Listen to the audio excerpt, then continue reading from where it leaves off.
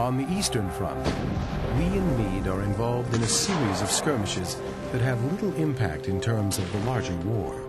And so the campaigning season in 1863 wound down, and really, if you look at it on a map, it doesn't look like that much has changed, but a great deal has changed, in fact.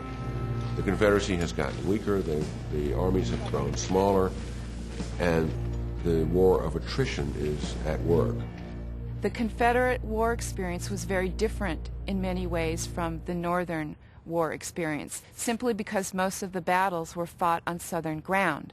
So in 1862 and 1863, the Confederate population was deprived of foodstuffs. They were deprived of many of the things that they took for granted. But much more important than that was the destruction that the Union armies started to wreak on Southern territory and Southern population.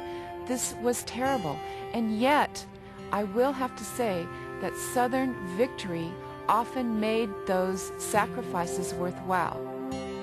When the Confederates looked at the campaigning season of 1864, it seemed to be more of a mood of desperation and hanging on, rather than a mood of optimism that this is the year we'll win it.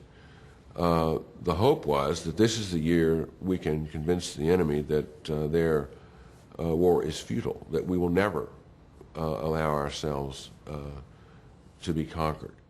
The mood in the North, in contrast, is one of confidence. People feel the war is finally coming to an end. It seemed that the advantages, the numerical superiority, the great industrial superiority was finally coming into place. The Northern troops were the best fed, best supplied that the world had ever seen. The Northern factories were going at full speed. The farms were producing huge crops, not just for the Army and for the American people, but for Europe. Things looked so good. And then Ulysses S. Grant came to Washington, D.C. to take control of the Army.